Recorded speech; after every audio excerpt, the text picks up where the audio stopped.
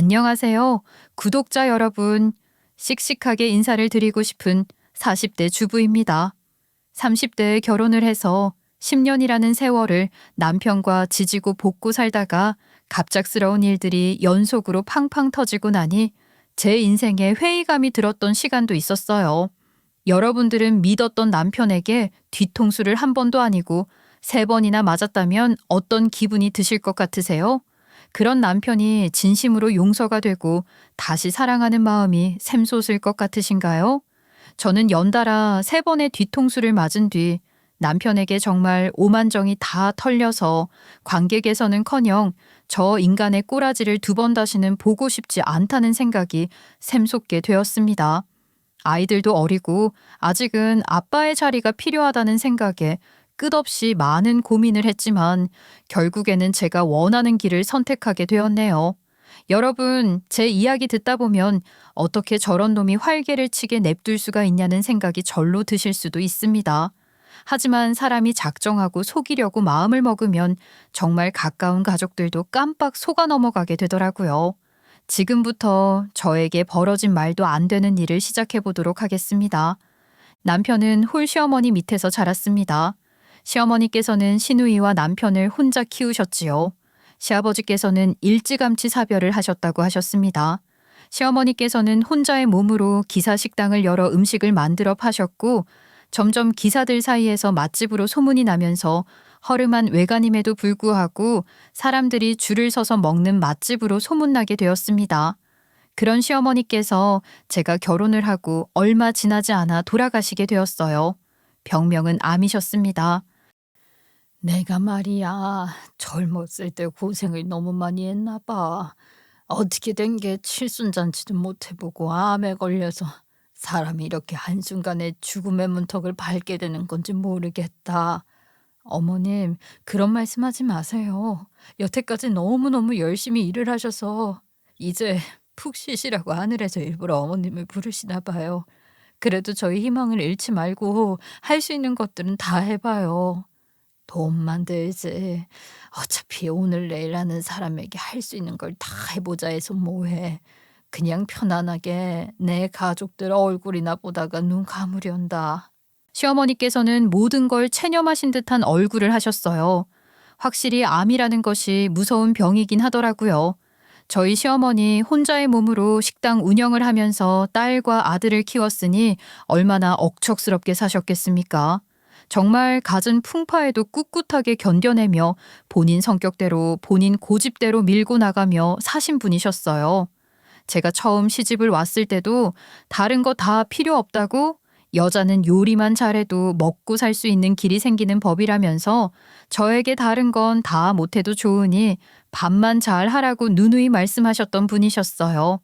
손이 시누이가 이혼을 하고 돌아왔을 때도 잘했다고 말을 하시면서 잘못했다고 돌아와 달라고 시어머니 식당까지 찾아와서비는 시매부의 얼굴에 식당에서 쓰는 젓갈을 부어버리신 게 시어머니셨습니다. 감히 내 딸에게 상처를 주고 내 딸을 두고 다른 여자랑 바람을 피운 주제. 여기가 어디라고 얼굴을 들이밀어? 장모님, 제가 잘못했습니다. 제가 앞으로는 절대 한눈도 안 팔고 제 마누라만 생각하면서 살겠습니다. 우리 애들은 어쩝니까? 장모님, 손주들을 생각해서라도. 연병 떨고 앉아있네. 손주들?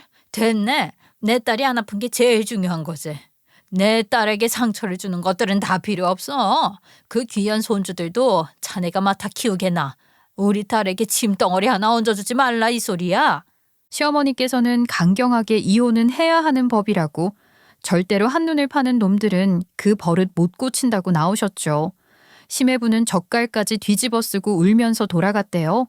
신우는 그 뒤로 시매부와의 연락도 끊어버리고 시어머니의 식당에서 일을 하며 시어머니의 뒤를 든든히 지키기 시작했습니다.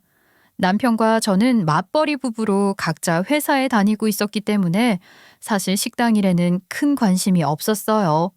남편은 일반 중소기업 영업부 직원으로 매일같이 발에 땀이 나게 돌아다니며 회사의 이익을 추구하기 위해 물건 계약을 하러 다녔고 저는 일반 사무직 직원으로 회사 컴퓨터 앞에 앉아서 하루 종일 시키는 일만 반복을 하고 있었죠.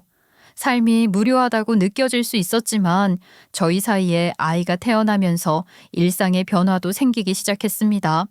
아이를 키우는 재미에 푹 빠져서 주말이면 아이와 함께 산책을 나가고 멀리 드라이브를 나가기도 하고 저희 아이에게 다양하고 많은 것을 경험시켜주고 싶어서 많은 노력을 했지요. 그렇게 온 가족이 제자리를 찾은 듯 했습니다. 늘 장군 같은 시어머니, 그리고 그 옆을 지키며 식당 일을 열심히 하고 계시는 시누이, 그리고 저희 가족까지 정말 남부러울 것 없는 한 가족이라고 생각을 했어요. 시어머니는 저희 생활에 큰 터치를 하지 않으셨고, 저도 시어머니께 크게 눈밖에 나는 일만 하지 않으면 잔소리 한 번이 돌아오지 않았기 때문에 늘 할 수 있는 도리에 최선을 다하며 살았죠. 그런데 그런 시어머니께서 암에 걸리게 되었다는 게 믿어지지가 않았습니다. 암이라는 병은 정말 무서운 병이잖아요. 담배 한 번을 안 피우시고 술도 잘 드시지 않는 시어머니께서 암에 걸렸다고 하니 온 가족이 사실 놀랄 수밖에 없었지요. 시어머니께서는 호스피스 병동에 입원을 해서 숨 쉬는 것도 버거워 하시면서도 가족들의 걱정을 쉬지 않고 하셨습니다. 내가 너희 가족은 단단하니 걱정이 없지만 우리 딸이 걱정이구나. 이혼하고 아이 혼자 키우면서 잘 살 수 있을지. 어머님, 형님도 참 강하신 분이잖아요. 어머님 닮아서요. 형님이라면 어떤 위기가 들이닥친다고 해도 잘 이겨내실 수 있을 거예요. 거기다가 저희가 옆에 있는데 무슨 걱정이세요? 그렇지. 가족끼리 서로 욕심내지 말고 각자 자리에서 든든한 기둥이 되어주면 되는 거다. 네 신우가 말이야. 너희들 말고 무슨 가족이 있겠니? 내가 내 딸이라서가 아니라 우리 딸도 심성이 너무 곱고 착해서 바보같이 당하는 일이 너무 많어. 형님이 정이 많으셔서 그래요. 정 때문에 인연의 끈도 쉽게 놓지 못하시고요. 그러니까 똑 부러지는 우리 며느리가 옆에서 잘 지켜봤으면 좋겠다. 가족끼리 서로 탐내지 말고 가족끼리 서로 의지하면서 살았으면 좋겠다 이 말이야. 걱정 마세요. 꼭 그렇게 할게요. 저는 시어머니께 그런 약속까지 드렸죠. 결국 시어머니께서는 눈을 감으셨고 저희 가족은 온통 슬픔에 빠지게 되었습니다. 돌아가시기 일주일 전까지도 본인이 마지막 마무리는 하고 가야 하지 않겠다고 혼자서 볼일을 보던 시어머니였는데 병이라는 게 정말 하루 상간에도 사람을 걷지 못할 정도로 진이 빠지게 만들어버리는 것이라는 것을 알게 되었죠. 너무나도 가까이서 암투병하는 것을 지켜보다 보니 병이라는 게 무서운 것이라는 걸 알게 되었습니다. 그 뒤로는 정말 어떤 일이 있어도 건강부터 챙겨야겠다고 생각했던 것 같아요. 시어머니께서 돌아가시고 난 뒤에 시어머니의 짐을 정리하고 집도 정리하고 가족들끼리 나눌 건 나눠야 한다고 생각을 했는데 남편도 시누이도 감감무소식이더라고요. 물론 제가 재산이 탐이 나서 어떻게 나눌 것인지 우리 몫은 얼마나 되는지 그런 게 궁금했던 것은 아니었습니다. 단지 대중매체에서 다루는 이야기들을 보면 재산 정리 같은 건 빠르게 하는 게 좋은 거라고 하는 말을 들어서 슬쩍 궁금해졌을 뿐이었어요. 시어머니의 집은 팔리지 않아서 나누지 못하고 있었던 부분이었지만 시어머니께서 운영을 하시던 가게 일은 정말 궁금하더라고요. 그 식당으로 말을 할 것 같으면 시어머니께서 나이 40부터 20년이 넘도록 운영하셨던 식당이셨어요. 한자리에서 이사 한 번 하지 않고 굳건하게 기사식당이라는 간판을 달고 버티면서 운영을 하셨던 곳이었죠. 식당을 운영하시면서 힘든 일도 많았지만 그만큼 오래 운영을 할 수 있었다는 것은 손님이 끊이지 않았기 때문이었다고 생각합니다. 시어머니의 손맛이 정말 기가 막히게 좋았거든요. 식재료 본연의 감칠맛을 극한으로 이끌어 올려 정말 방송에서도 여러 번 취재를 하고 싶다고 문의를 했었던 식당이었어요. 시어머니의 성격과 방침상 방송에 나오게 되면 궁금해서 찾아오는 사람들이 많아질 거고 그러면 단골들이 피해를 입으니까 안 된다고 수차례 거절을 하셨었죠. 그런 기사식당을 누가 물려받게 될지 궁금했습니다. 솔직한 말로 신우가 그 식당에서 이혼을 하고 돌아오자마자 일을 했었고 그전에도 시어머니의 가게 일이 바쁘면 시누이가 가서 일을 했었기 때문에 당연히 저는 신우가 받을 거라 생각을 했었죠. 그런데 우리 남편이 그 식당에 대해 슬쩍 이야기를 하는데 속내를 잘 모르겠더라고요. 조금 욕심을 내는 것 같았어요. 아, 역시 내가 생각을 해보면 말이야. 뼈 빠지게 회사에서 일을 하는 것보단 내 가게 하나 잘 운영하는 게 훨씬 이득인 것 같아. 남의 돈 벌어먹고 사는 게 힘들다고는 하지만 회사에서 받는 스트레스까지 생각하면 그냥 가게 하나 운영하는 것도 좋지 않을까 싶고. 갑자기? 아니, 어머님 가게는 어떻게 되는 건데? 이제는 재산 정리를 좀 해야 하는 건 아닌가 싶어. 어머님이 워낙 짠순이셨으니까 모아두신 현금 재산도 꽤 있으실 것 같은데. 우리 엄마가 무슨 돈이 있어?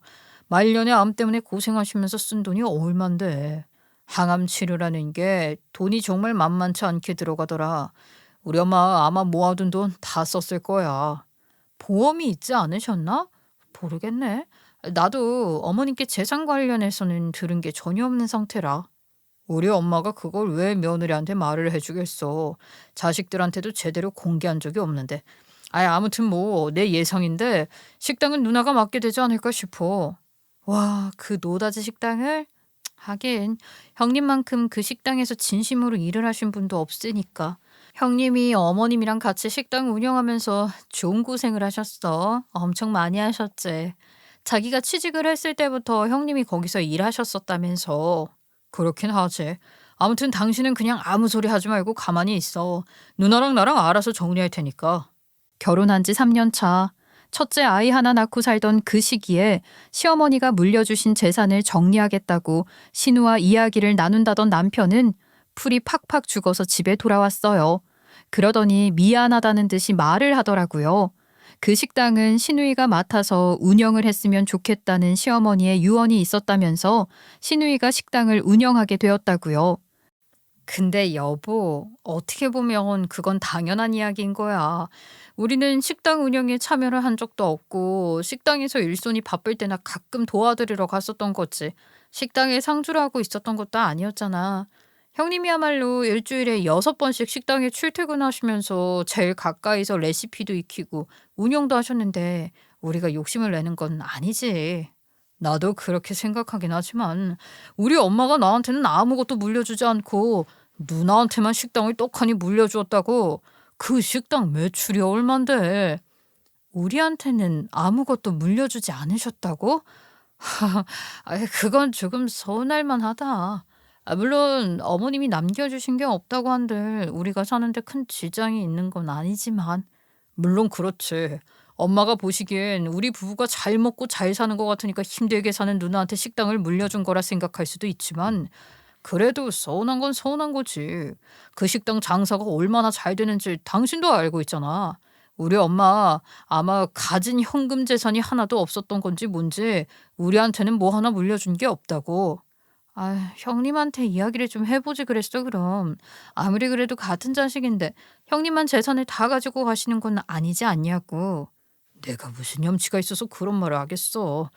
누나가 가장 가까이서 엄마를 돌보기도 했고 이혼하고 돌아와서 엄마랑 같이 살면서 병수발도 다 들었고 또 식당도 그렇고. 엄마 집 팔리면 그 돈이나 나눠 갖자고 하는데 별 수 있냐? 내가 뭐 그동안 한 게 없으니까. 남편의 말에도 일리가 있었어요. 게다가 저는 제가 욕심을 낼 수 있는 상황이 아니라고 생각을 했기 때문에 입을 다물 수밖에 없었죠. 식당을 물려받은 시누이가 스스로 저희에게 나눠주겠다고 말을 하지 않는 이상 저희가 먼저 나서서 돈 좀 나눕시다 할 수 있는 상황은 아니라고 생각했죠. 그렇잖아요. 시누이 입장에서는 본인의 노력으로 얻어낸 가게라고 생각할 수도 있으니까요. 우리 신우 성심도 착하고 뒷말은 하지 않는 사람이라 저희가 말을 한다면 지분을 나눌 고민을 충분히 하리라 생각하긴 했지만 저희가 날강도도 아니고 그 가게를 빼앗거나 나누자고 말을 하는 건 너무 염치 없는 행동이라고 생각했어요. 가족들끼리 이런 문제로 얼굴을 붉히고 싶지도 않았고요. 하지만 먼저 말을 하지 않는 시누이에게 조금 서운한 부분도 있었죠. 결국 시어머니가 살고 계시던 집을 정리해서 반반 나누는 것으로 저희의 몫은 끝이 났습니다. 사람이 돈이 엮이면 마음이 또 좀 들쑥날쑥하는 법 아니겠어요? 집을 팔아서 나눈 돈이 세금을 떼고 나니까 얼마 되지 않는 돈이라서 더욱 실망한 것도 있었죠. 신우는 장사 잘 되는 식당까지 받았는데 저희는 수중에 들어온 돈이 얼마 되지 않으니까 이상하게 신우한테 연락을 먼저 하는 것도 좀 그런 것 같고, 식당을 받아놓고 나 몰라라 하는 신우에게 실망스러운 생각도 좀 들고 그러더라고요. 시어머니께서 돌아가신 이후에 첫 명절에는 다 같이 모여서 서먹하게 식사를 하고 시어머니를 추모하는 듯한 간략한 기도도 올리고 했지만 그 뒤로는 서로 교류를 하지 않게 되었어요. 아마도 신우의 입장에서는 식당을 혼자 물려받아서 장사를 한다는 것이 저희에게 미안했을 수도 있고요. 저희 입장에서는 그래도 그 값나는 식당을 물려받았으면서도 저희에게 조금 떼어주겠다는 말을 하지 않는 신우이에게 실망감이 들기도 했죠. 도둑놈 신보라고 욕을 하시면 어쩔 수 없지만 사람 마음이라는 게 다 비슷한 법 아니겠습니까?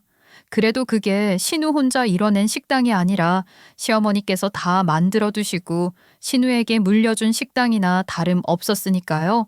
남편과 신우 사이가 서먹해지니 저도 신우에게 연락을 잘 하지 않게 되었고, 시어머니가 돌아가신 지 1년이 더 지난 명절에는 서로 바쁘다는 핑계를 대고 만나지도 않게 되었습니다. 신우의 식당은 쉬는 날 없이 매일같이 장사가 잘 되었고 명절에는 쉬었지만 그렇다고 저희와 만나서 시간을 보내시진 않으셨어요. 그 휴일이야말로 가족들이랑 함께 보낼 수 있는 시간이었으니 신우도 일을 쉬면서 좀 쉬고 싶으셨겠죠. 그렇게 점점 교류가 사라지고 명절에 연락이나 한 통하는 걸로 저희 가족들 간의 사이는 끝이 났죠. 저는 물론 그 상황도 크게 나쁘지는 않다고 생각했습니다. 시어머니가 돌아가신 뒤 4년이라는 시간이 더 지났고 그 사이에 저는 출산을 한 번 더 했어요. 첫째 아이가 4살일 때 둘째를 낳았거든요. 정말 아이를 키우느라 정신이 없어서 시간이 어떻게 흘러갔는지도 모르겠습니다. 결혼 8년 차. 저는 아이 둘을 키우며 남편과 신나게 지지고 볶고 살고 있었지요. 그렇게 결혼 9년 차가 되던 해에 저희 가족에게 또 한 번의 사건이 일어나게 되었습니다. 남편이 신우이에게서 연락을 받았다고 하더라고요. 굳은 얼굴로 신우이를 만나러 간다는 남편에게 무슨 일이냐고 물어보았지만 일단 만나봐야 알 것 같다고 말을 했어요. 얼굴 표정이 심상치 않은 걸로 봐서는 신우이에게 무슨 일이 생겨도 단단히 생겼구나 하는 걸 대충 짐작할 수 있었죠.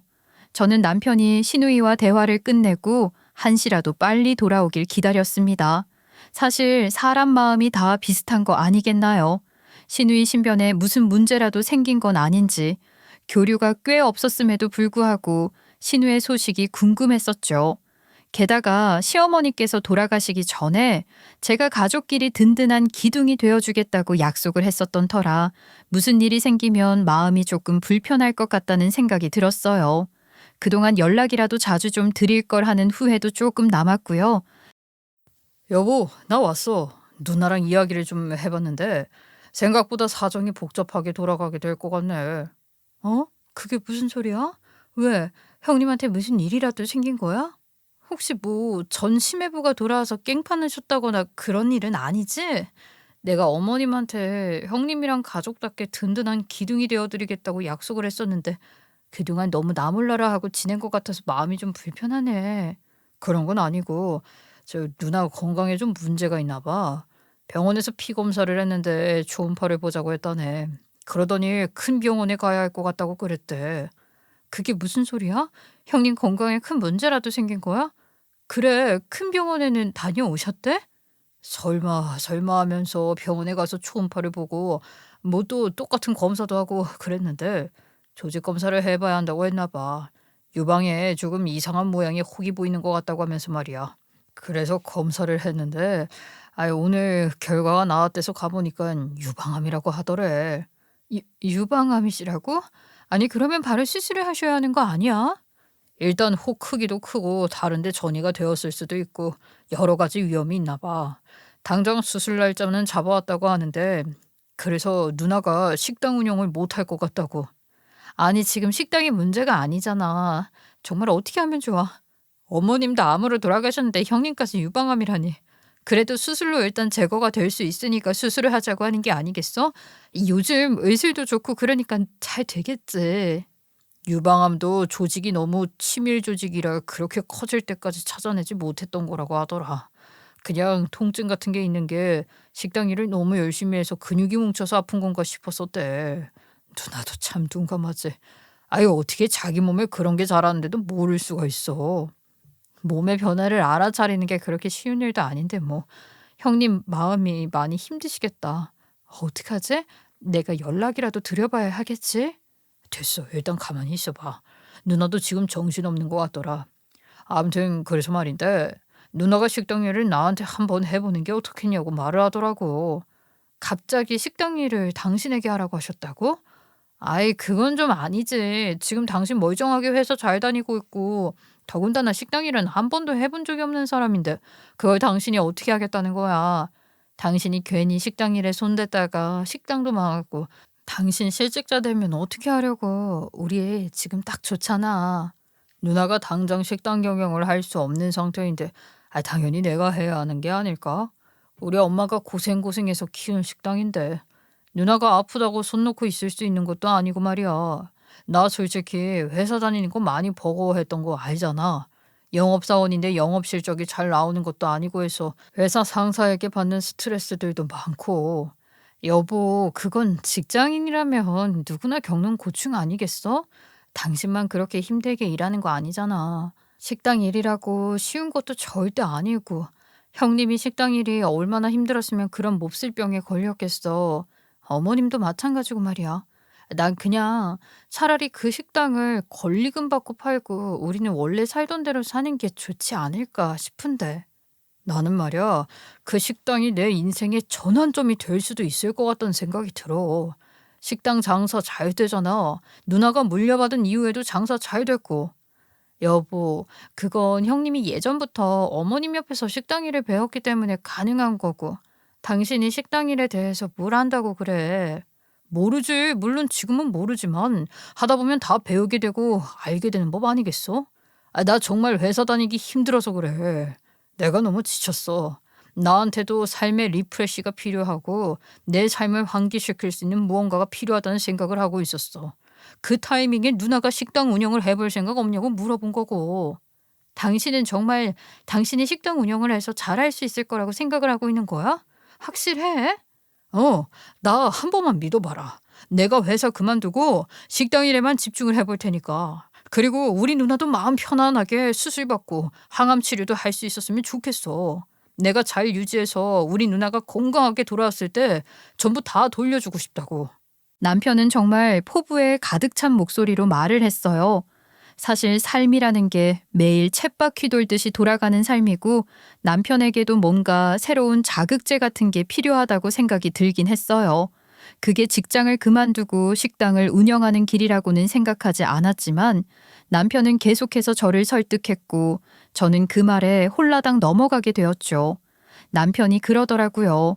어머님이 신우에게 물려주었고 신우가 아파서 본인에게 맡아달라고 말을 했는데 거절을 하는 건 아닌 것 같다고요. 가족들끼리 한 번씩 다 거쳐간 식당 사업이지 않겠냐. 본인이 제대로 이끌어보고 싶다고 말을 하는데 제가 두 손 두 발 다 들고 한번 해보고 싶은 대로 해보라 했습니다. 워낙 기본적으로 매출이 잘 나오는 식당이었으니까 기대감도 있었어요. 신우이는 유방절제 수술을 받았고 암을 없애기 위해서 항암 치료도 받았습니다. 저도 병원에 병문안을 갔었어요. 제가 아무리 연락을 오랜 시간 안에서 서먹서먹한 사이라 했다 하더라도 신우이가 아프다고 하는데 모른 척 할 만큼 못된 올케는 아니었거든요. 병원에 찾아가니 정말 바싹 마른 얼굴로 저를 맞이하는 신우를 보고 깜짝 놀랐죠. 아니, 형님, 먹을 걸 제대로 못 드셨어요? 살이 빠져도 너무 빠지셨어요. 그렇지. 나도 거울 볼 때마다 보기 흉한 것 같아. 암이라는 게 참 무섭네. 항암 치료 그거 몇 번 했다고 살도 빠지고 머리털도 다 빠지고. 아유, 이러다가 오래 못 버티지 싶어. 아유, 왜 그런 소리라고 그러세요. 씩씩하게 이겨내셔야죠. 형님 수술도 잘 됐다면서요. 수술은 잘 됐다고 하는데 전이가 어디로 될지는 모르는 거라고 하대. 그래서 일단 항암 치료도 받고 있긴 한 건데 약이 나랑 잘 안 맞는 건지 기침도 자꾸 나오고 아유 너무 힘들어. 신우는 정말 시어머니께서 돌아가시기 직전처럼 바짝 마른 장작 같은 느낌이 들 정도로 메말라 계셨어요. 저는 속으로 신우이가 오래 못 버티시겠구나 싶었죠. 남편은 신우가 수술을 하고 항암 치료를 받는 사이에 회사에 사표를 내고 식당에 출근을 하기 시작했습니다. 물론 걱정이 엄청나게 많았죠. 식당 일이라고는 아무것도 모르는 사람이 갑자기 운영을 한다고 하는데 뭐가 잘 될 수 있겠냐는 생각이 앞서 들었어요.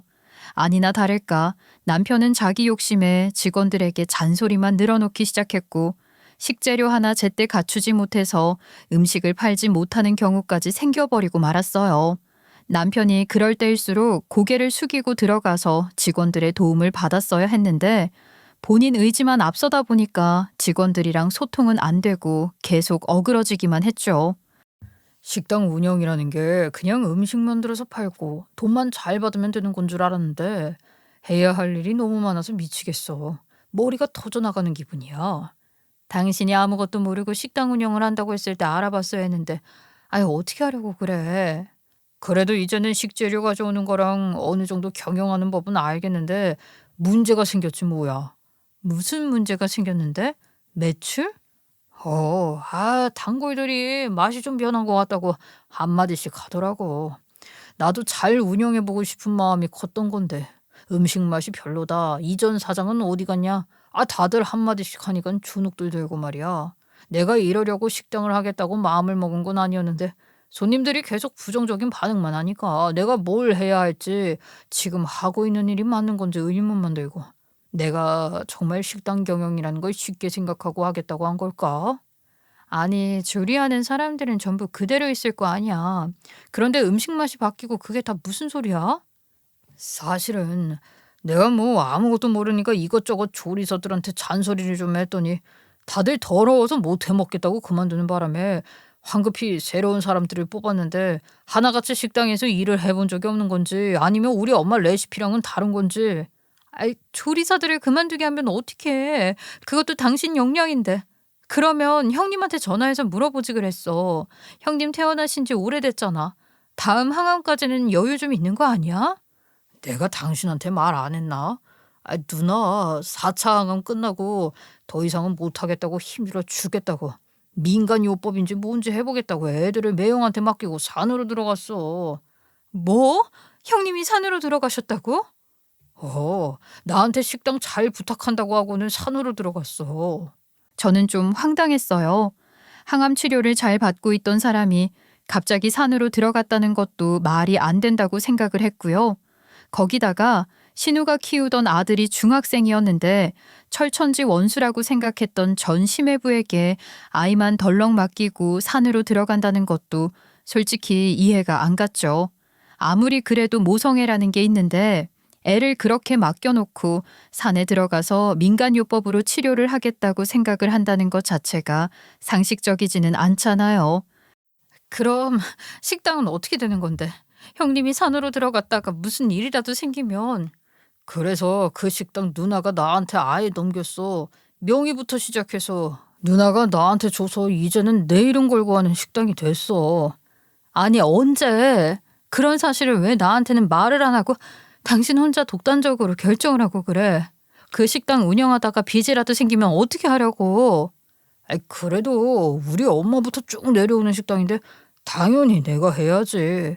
우리 누나 많이 안 좋아. 누나의 마지막 소원일 수도 있는데 당연히 내가 해야 하지 않겠어. 그래도 장사가 아예 안 되는 건 아니야. 요즘 들어서 다시 손님들도 늘어나고 있고.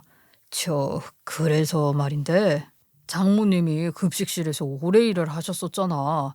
내가 지금은 단일 메뉴로 팔고 있는데 요즘 유행하는 것처럼 한식 뷔페식으로 기사식당을 운영해보면 어떨까 싶거든. 장모님 도움을 좀 받을 수 있을까? 내가 월급은 꼬박꼬박 챙겨드릴게. 월 200만 원씩. 남편이 그렇게 말을 하는 게 한숨부터 나오더라고요.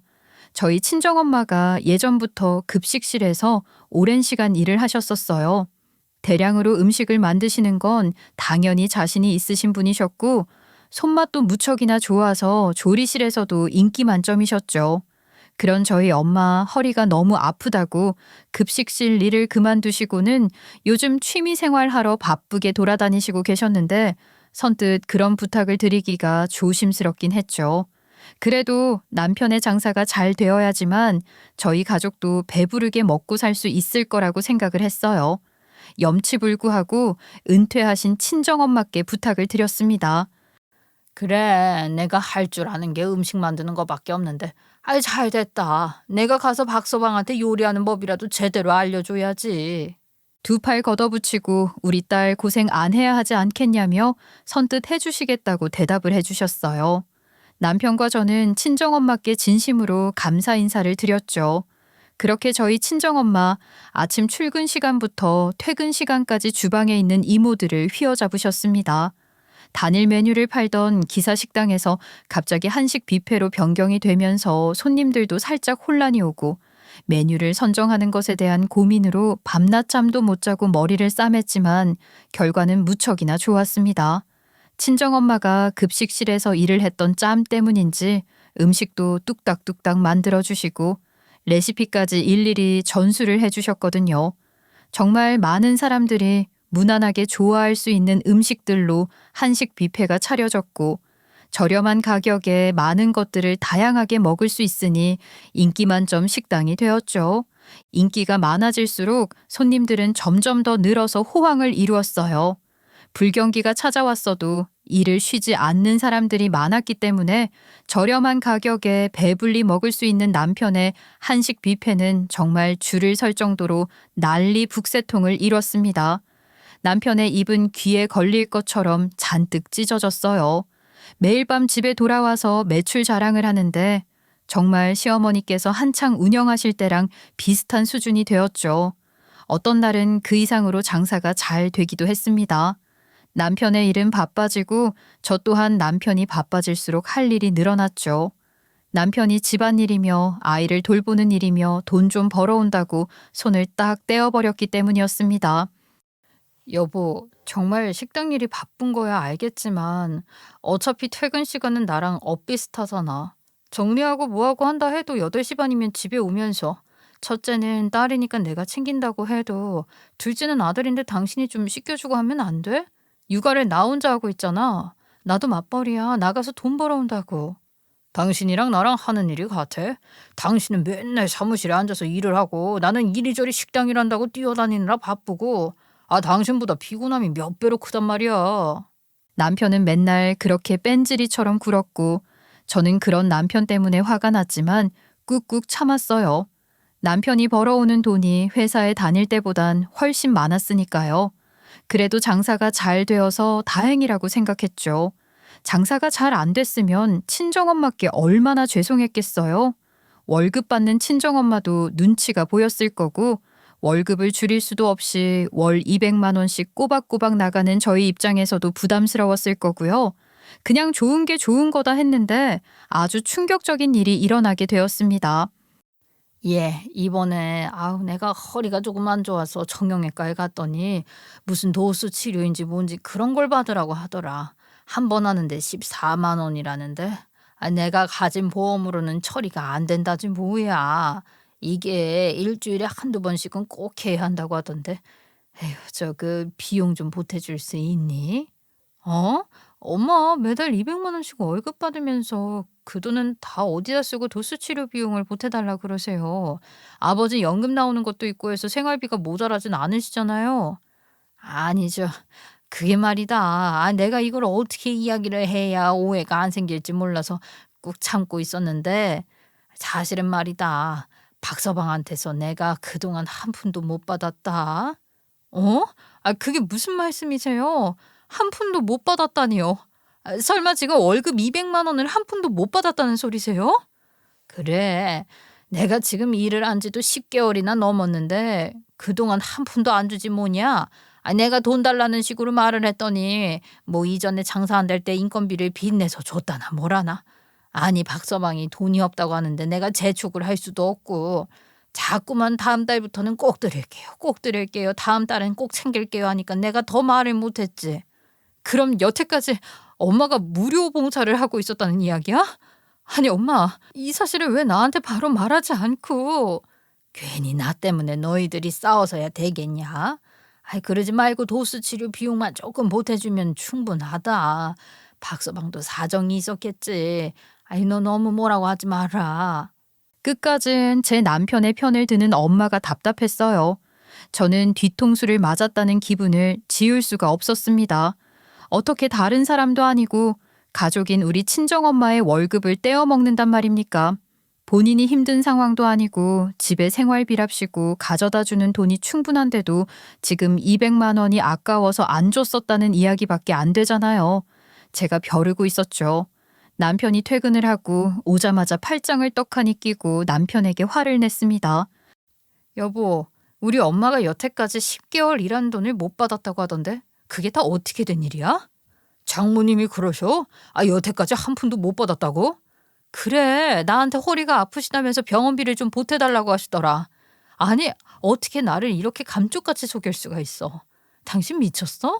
다른 사람도 아니고 우리 엄마를 부려먹으면서 돈을 한 푼 안 줬다는 게 이게 말이 되는 소리냐고.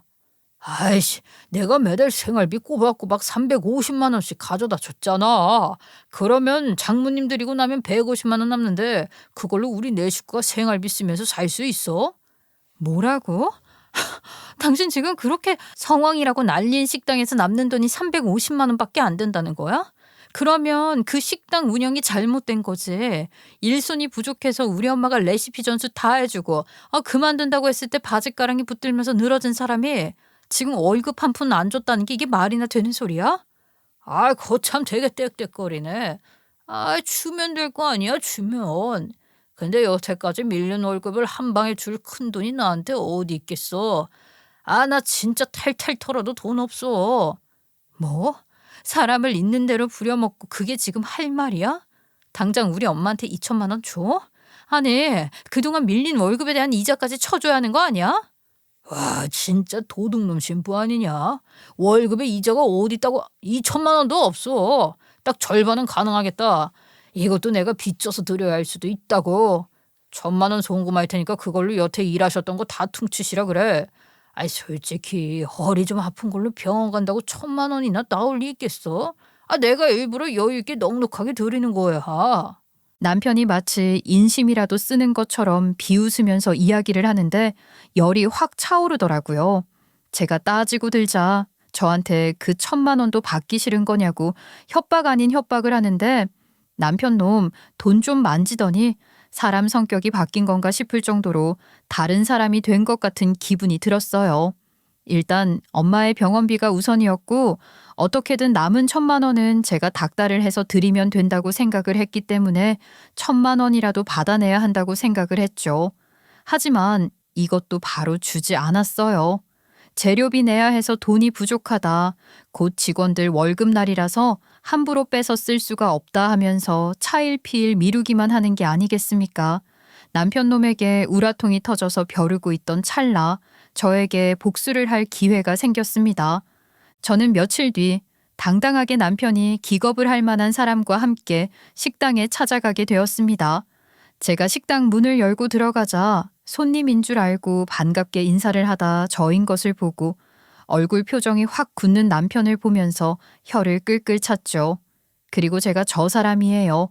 하고 남편을 가리키자 어깨가 떡 벌어진 울그락불그락하게 생긴 사람들이서 남편의 팔을 턱턱 잡았습니다. 아니 당신들 뭔데 내 팔을 잡아? 이거 나 뭐 하는 짓이야? 여보, 미쳤어? 지금 내가 장모님 월급 좀 떼어 먹었다고 나를 어디 원양어선에라도 팔아치울 셈이야? 미쳤냐고? 이거 나. 박호준 씨, 당신의 불법 감금 및 공갈 협박죄로 체포합니다. 당신은 무비권을 행사할 수 있고 변호사를 선임할 수 있으며. 뭐라고? 아, 이 사람들이 미쳤나? 누가 불법으로 감금을 하고 공갈 협박을 했다는 거야? 아, 이거 나. 내가 무고죄로 신고하기 전에 이거 나. 삼촌, 정말 너무하신 거 아니에요? 삼촌 때문에 우리 엄마가 얼마나 힘들어한 줄 알아요? 그것도 모르면서 무고죄를 들먹여요? 내가 삼촌 콩밥 먹일 거야. 진우야. 진우 네가 여기를 어떻게... 남편은 시조카의 얼굴을 보자마자 사색이 되었습니다. 아무래도 그렇겠죠. 지가 저지른 죄가 있는데 그 앞에서도 당당할 수 있다면 그건 사람 새끼가 아닌 겁니다. 양심에 털이 났어도 진즉에 난 놈이었죠. 남편은 시조카의 말에 아무런 대꾸도 하지 못하고 고개를 푹 숙인 채 그렇게 형사들에게 끌려가게 되었습니다. 식당 자리가 만석이었는데 남편 놈이 두 팔 딱 붙잡혀서 끌려가니 다들 수근수근 난리가 났더라고요. 저는 눈물을 꾹 참고 있는 이제 겨우 중학생인 시조카의 어깨를 끌어안고 형사들이 남편을 끌고 간 경찰서로 향했습니다. 이게 전부 어떻게 된 일인지 궁금하시죠? 저도 정말 남편이 이런 식으로 제 뒤통수를 때리게 되었을지는 상상조차 해보지 못했습니다. 그러니까 사건은 시누이가 암에 걸려서 수술을 받고 가게를 잠시 남편에게 맡아달라고 했던 시점으로 돌아가야 합니다. 시누이는 항암 치료 때문에 몸도 마음도 많이 약해진 상태였대요. 그래서 남편이 시누이에게 제안을 먼저 했다고 하더라고요. 누나, 솔직히 지금은 누나가 다른 거 신경 쓸 여유가 없다고 생각해. 누나는 지금 치료를 하는 데만 신경을 써야 하지 않을까? 나는 누나가 제발 아프지 않았으면 좋겠어. 여유를 가지고 천천히 치료를 받았으면 좋겠는데 식당 일 때문에 많이 신경 쓰고 있잖아. 아무래도 엄마가 준 식당이니까 내가 섣불리 정리하고 싶지는 않아서 말이야. 아유, 그 마음 알지. 잘 알지. 그래서 내가 이렇게 말을 하는 거야. 나 회사 그만두고 누나 도와서 식당 일하고 싶어. 누나 식당이니까. 내가 누나 다 치료받을 때까지만. 남편이 신우의 손을 잡고 울면서 그랬대요. 엄마가 물려주고 간 식당 이렇게 망하게 둘 수 없지 않겠냐고요. 당연히 신우가 병마와 싸워서 이기고 돌아올 것을 믿어 의심치 않지만 그래도 그때까지만이라도 본인이 본인 손으로 운영을 돕고 싶다고요. 신우는 그 말에 동의를 했대요. 시어머니께서 물려주신 식당인데 가족들끼리 합심해서 유지를 하는 게 중요하다고 생각한 거죠. 하지만 식당의 명의를 남편에게 줄 생각은 전혀 없었다고 합니다. 신우는 유방암 수술을 받고 항암 치료를 거듭하는 동안 점점 메말라갔어요. 그 사이에 남편은 식당 일에 손을 대기 시작한 거죠. 그런데 매출은 점점 떨어지고 식당에서 일을 하던 조리사들이 신우에게 연락을 해서는 일을 그만두겠다고 난리를 치니 신우 입장에서는 큰 스트레스였나 봐요. 남편을 부른 거죠. 아니, 너 도대체 식당 운영을 어떻게 하고 있길래 사람들이 하나같이 그만두겠다는 연락만 해오는 거야. 네가 믿고 맡겨달라고 해놓고 지금 식당을 망치고 있잖아. 누나의 경영 방식은 말도 안 되는 구식 방법이야. 조리사들? 아니, 말 안 들으면 갈아치워야지. 안 그래? 그 사람들이 얼마나 오래 일을 한 사람들인데 말을 안 들으면 갈아치운다는 소리를 하고 있어. 얘 너 제정신이야? 너 당장 그만둬. 식당 그거 내가 잠시 휴업해놓고 완치되면 손볼 거니까 너는 이제 손 떼도록 해. 내일부터 출근하지 마. 누구 맘대로? 그 식당이 누나 거야? 왜 누나 마음대로 나한테 출근을 하라 말아야. 누나, 나 회사까지 그만뒀어. 근데 누나가 출근하지 말라고 하면 알겠습니다 하고 안 할 것 같아? 내 가게야. 엄마가 나한테 준 내 가게라고. 이젠 아니야. 그 식당 내가 꿀꺽하려고. 자, 여기다가 사인만 해.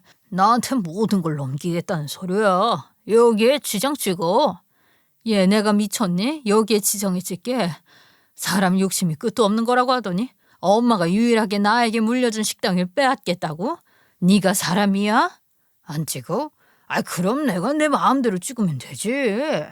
남편은 힘이 쏙 빠진 신우의 손을 억지로 붙잡고 남편에게 식당 권리를 넘긴다는 지장을 찍게 만든 것입니다. 신우는 싫다고 발버둥을 쳤지만 남편의 힘을 이길 수 없었던 거죠. 남편은 신우의 억지 지장이 찍힌 서류를 보면서 신이 나서 나가버렸고 신우는 강압적으로 찍힌 거라 주장하며 가게는 절대로 못 준다고 남편에게 연락을 했대요. 그게 귀찮았던 남편 놈이 무슨 짓까지 한 줄 아십니까? 신우를 지방에 있는 호스피스 병동에 가둬버린 겁니다. 그 누구도 면회를 하지 못하게 병원장에게 뒷돈까지 찔러주면서 고립시켜달라고 했대요. 속수무책으로 신우이에겐 보호자라고 할 만한 사람이 남편밖에 없었던 거죠. 이혼도 했고 아들은 미성년자였으니까요. 남편은 거기서 한 발 더 나아가 시조카를 심해부에게 맡기면서 심해부랑도 짜고 친 겁니다. 형, 애만 맡아서 키워. 내가 매달 양육비로 200만 원씩 보낼 테니까. 형 지금 뭐 딱히 하는 것도 없다며. 애 중학생이니까 혼자 알아서 다 할 줄 알아. 형은 그냥 200만 원 꽁돈 생긴다고 생각해. 애만 잘 간수하면 되는 일이야. 알겠어? 아이고, 월 200? 야, 저 중학생인데 좀 짠 거 아니야? 300만 원씩 줘. 그러면 절대로 내가 이놈 어디 못 가게 딱 붙잡고 있을 테니까. 그렇게 시조카가 시누이를 찾지 못하도록 심해부의 감시 아래 둔 거죠. 그 뒤로 시조카 또한 지옥 같은 생활을 했다고 하더라고요. 학교 등교부터 하교까지 심해부가 매번 데리러 왔고 학원도 독서실도 심해부의 감시 아래에서 다녀야만 했대요.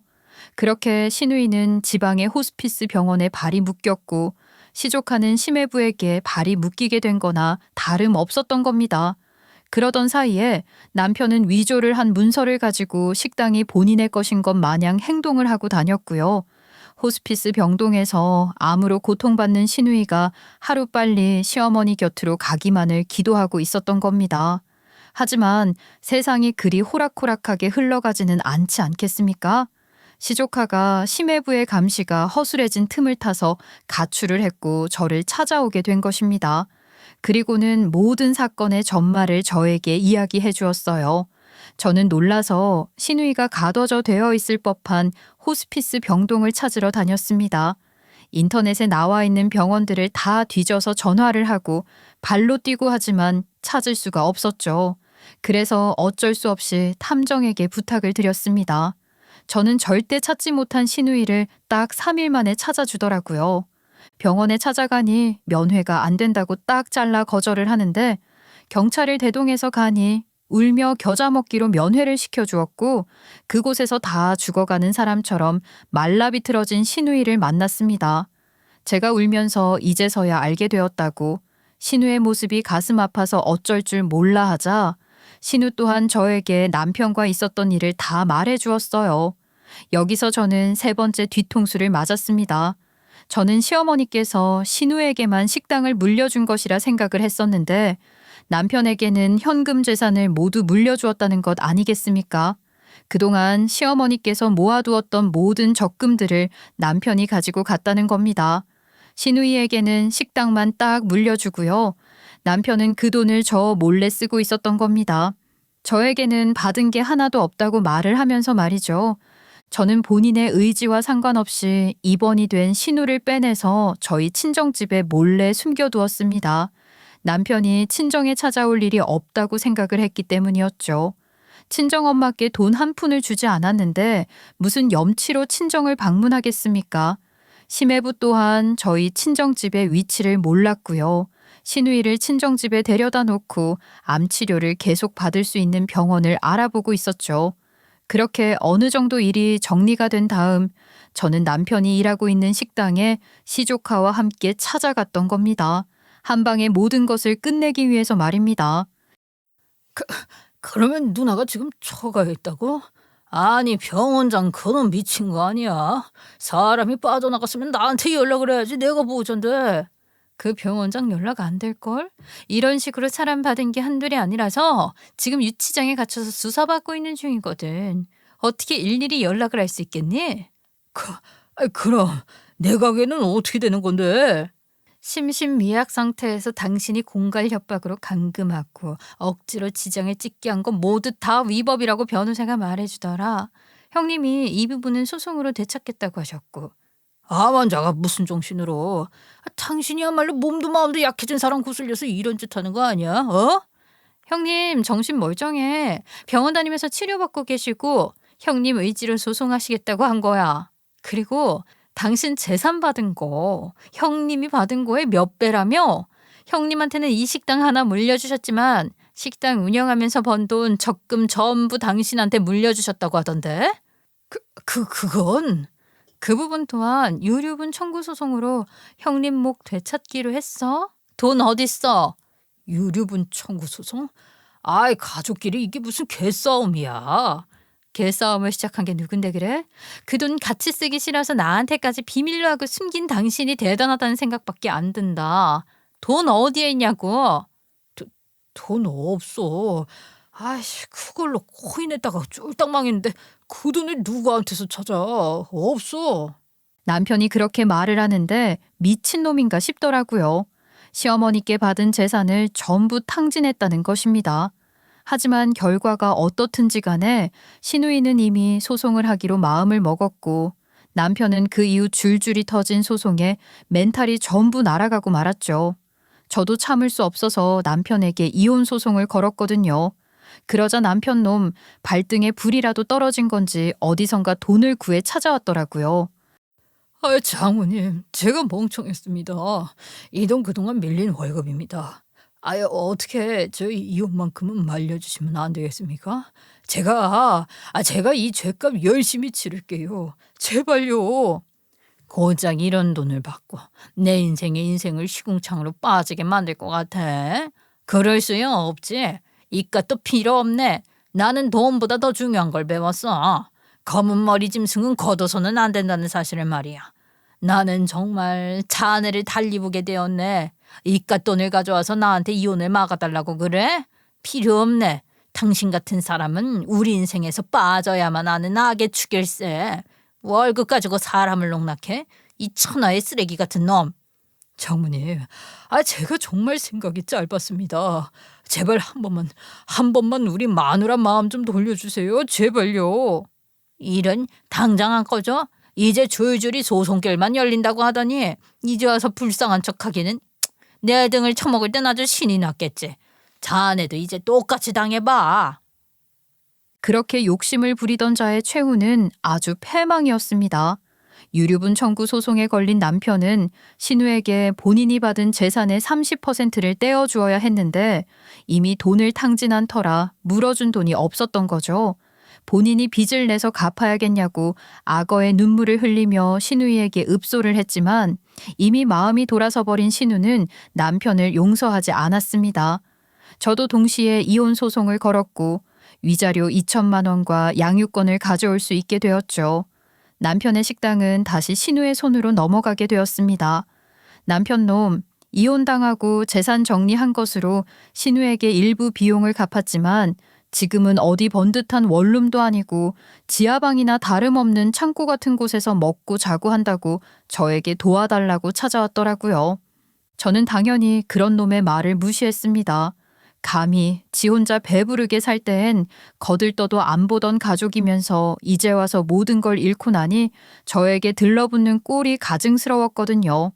모든 것이 정리되고 당연히 식당도 신우에게 넘어가게 되었지만 신우의 몸 상태가 많이 좋지 않아서 식당 운영은 힘들어 보였습니다. 그때 신우가 식당을 저렴하게 인수할 생각이 있냐고 물어보더라고요. 친정엄마가 그동안 월급도 제대로 못 받고 일한 게 죄송하다며 권리금도 안 받고 시세의 절반만 받겠다고 하더라고요. 저희 친정엄마는 나쁘지 않은 제안이라 생각을 하신 건지 그렇게 해달라고 하셨고 저는 남편에게 받은 위자료를 신우에게 주며 식당을 인수할 수 있었습니다. 워낙 오래된 자리이고 식당 자체의 값은 그렇게 비싸지 않았거든요. 그 이후 저희 친정엄마는 딱 점심 장사 한 타임 하시고 쏠쏠하게 장사하시며 취미 생활도 즐기시는 중입니다. 신우는 여전히 병원에 다니면서 몸 관리를 하는 중이고 다행히도 전이가 된 곳이 아직은 보이지 않아 하루하루를 시조카와 함께 버티고 있는 중이라고 하더라고요. 전 남편은 글쎄요, 뭘 해먹고 살고 있는지 연락을 전부 차단해버려서 모르겠지만 아마 평탄한 세상살이는 아닐 거라 생각합니다. 여러분, 욕심이라는 것은 끝이 없지만 조절할 수 있는 거라 생각합니다. 욕심의 끝은 항상 탈이 나기 때문에 여러분들도 명심하셨으면 좋겠습니다. 저는 지금 2아이를 키우며 열심히 회사를 다니고 있습니다. 친정엄마께서는 식당 장사를 같이 했으면 하시는 것 같지만 아직은 회사 다니는 게 더 좋네요. 앞으로 저에게 무슨 일이 벌어질지 모르겠지만 이전보단 훨씬 헤쳐나가기 쉬운 일일 거라 믿으며 내일을 살아보겠습니다. 제 이야기를 끝까지 들어주셔서 감사합니다.